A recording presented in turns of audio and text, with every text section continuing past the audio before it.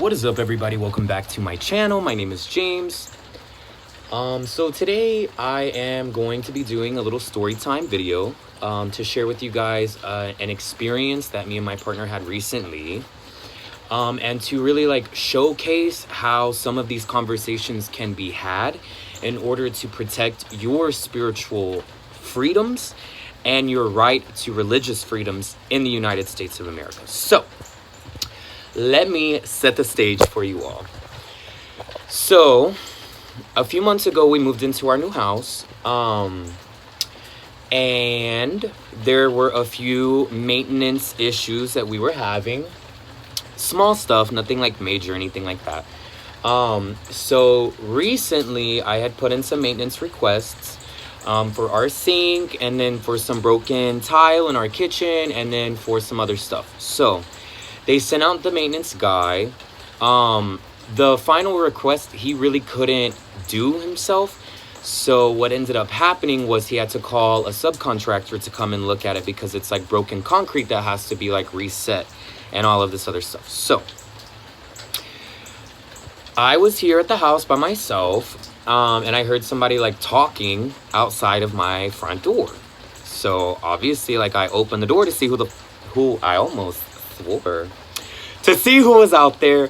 And so it was like an inspector from the property management company that manages the house, and he had come to like look at the back porch area, which is where the concrete had separated and everything. So I took him to the back of the house, and he did his inspection, he looked at the concrete, and then he left. So that particular day, this was October the 3rd, so a few days ago, that particular day we were paying the rent. So I had paid my part of the rent in the morning, so by the afternoon, when my partner went on to pay his part of the rent, he noticed that there was an additional $650 charge that had been posted onto our account. And the $650 charge consisted of two things. First thing was unauthorized pet, $500. Oh, I'm sorry. Let me back up. The $500 was for a pet deposit, and then $150 was for an unauthorized pet fee. So, as many of you know, myself, my partner, my family practice the ATRs, Lukumi, Kimbanda, Palo Mayombe, etc. If you are familiar with the ATRs, you know that animal sacrifice is a part of those things. It is. You know what I'm saying? It is. If you're in the religion, you know that. It's not a shock. It's not a surprise. It should be, very casual, if you will. So I was pretty confused because I didn't know what they were talking about.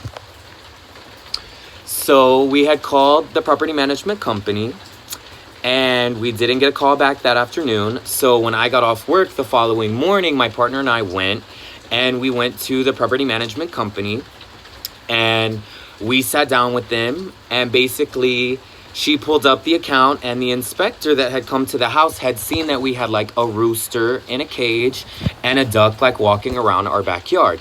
So that was the animals that they thought were pets. So the first thing I said was like, obviously there's been a misunderstanding about some things, so let me enlighten you. So I, went right into it. I was like, my family practices African traditional religions. Animal sacrifice is not a pinnacle of the religion, but it is a necessary component for initiations and certain types of ceremonies that people have to have done. So the collections, what is the word? Representative, or the person that handled the account aspect of it, the monetary aspect of it, basically was trying to tell us that there wasn't anything that she could do because we had an unauthorized animal on the property.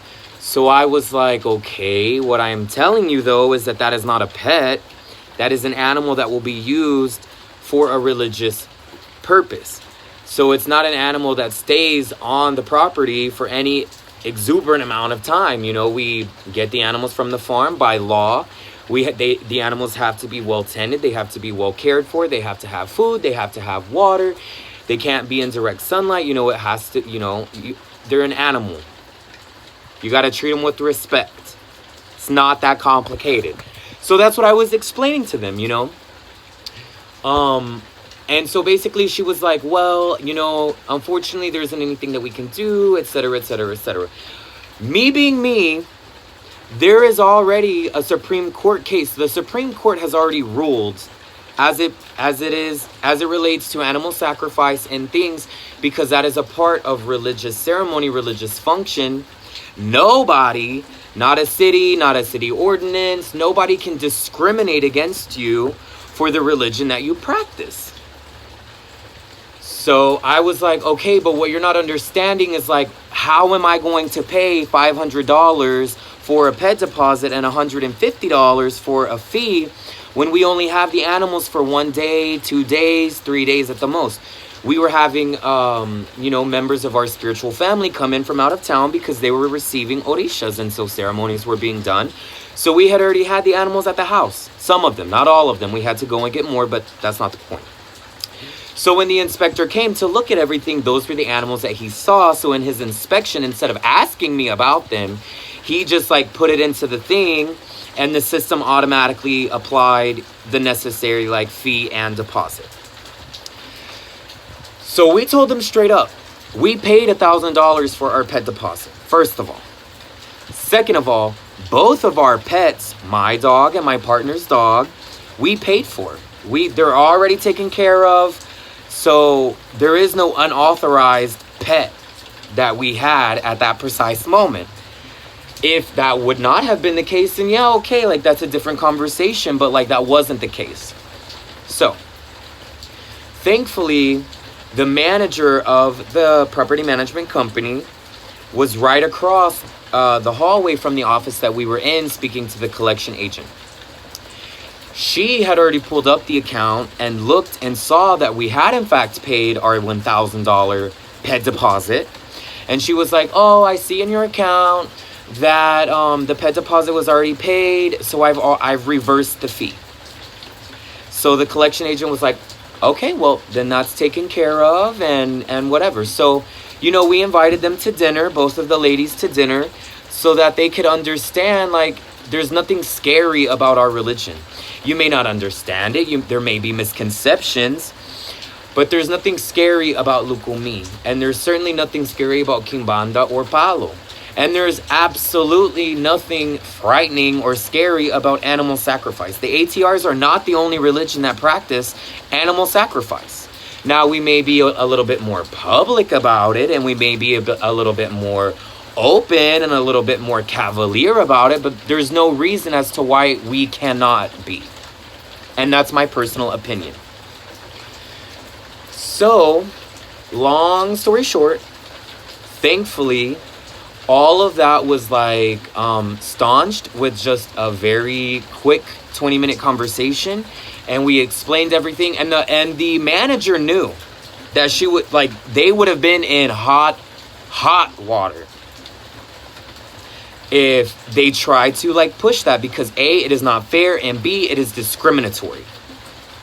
So my thinking is that obviously she knew that legally they did not have a leg to stand on, so she reversed the fee. Because at the end of the day, we could have taken the property management company to court and sued them for putting a fee onto our house, onto our account, for us having an animal, A, that was in a cage, and B, that was unauthorized. So once we explained everything, she reversed the fee, and it wasn't anything. This is my point to all of you guys out there that are involved in the ATRs, that practice, that maybe you don't own your home, or you lease your home, or you have a mortgage, or you have a contract that you have to abide by in order to be in compliance with that contract. So,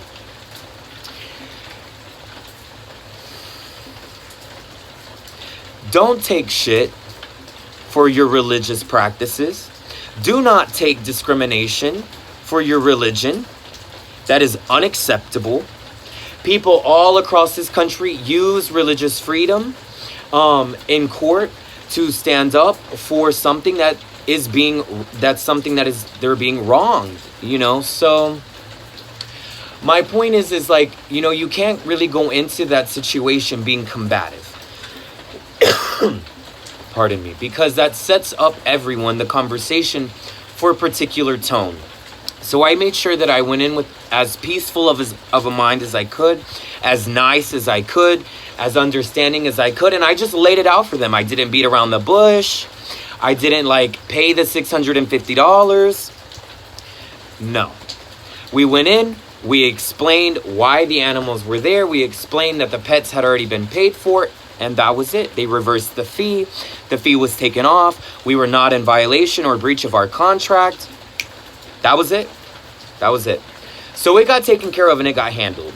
Because trust and believe, it was going to be taken care of and it was going to be handled one way or another.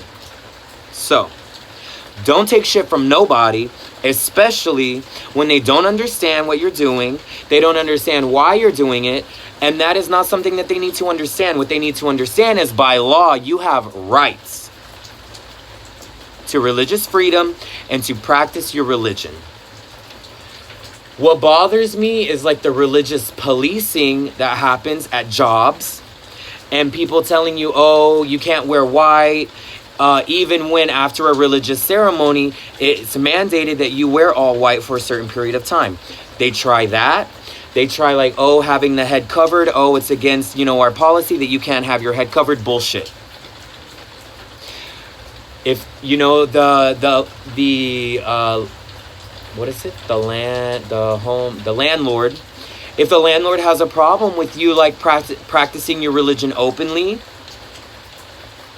that's a problem between you and God, honey. That ain't got nothing to do with me. It ain't got nothing to do with what I'm doing. It does not have nothing to do with my family or my religion or nothing. That is a problem with you. And that's where it's going to stay. So, that is my advice to all of you guys, all of you gals, all of you non-binary folk that are practicing the ATRs. Don't put up with people's shit. Do not let people walk all over you. And do not let people take you for a sucker just because you're practicing your religion. No. Because this is 2019, and legally, there are already things, already statutes, already addendums that have been made to the United States Constitution that protect religious freedom.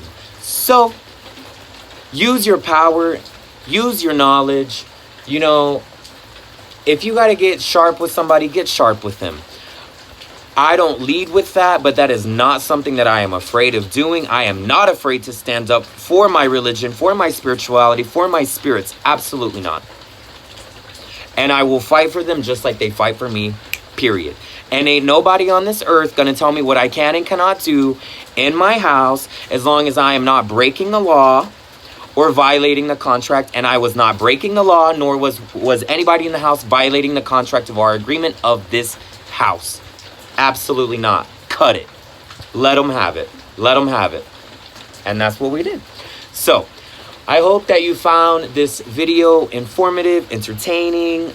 This is like, I believe, my first story time video. So I have a few other little story times that I want to do with you guys. So other than that, I hope you're having a fantastic Monday. It is raining. And we are doing religious ceremonies. So we have spiritual family in from out of town. So we are hanging out. I'm enjoying my days off. And I'm enjoying my time with my family. So many, many blessings to you wherever it is that you are. Take care of yourself.